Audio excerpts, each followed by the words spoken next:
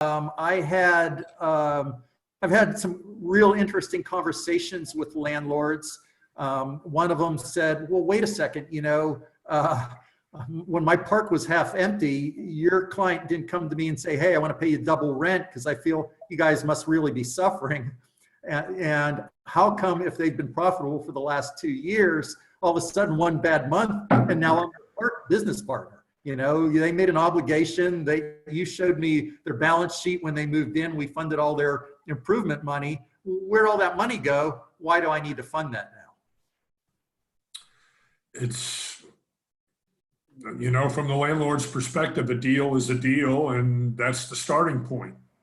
The landlord's going to have increased costs, as you've got on there, and we'll talk a little bit about that.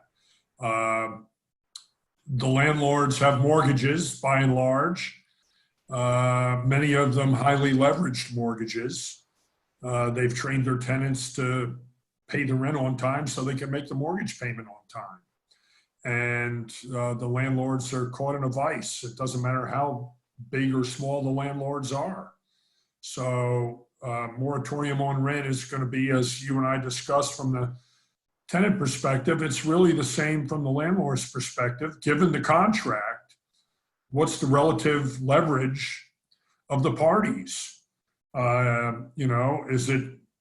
Is the landlord solid financially? Do they have substantial equity? Are they going to be able to stay current on their mortgage in the face of a declined occupancy and rent collection picture?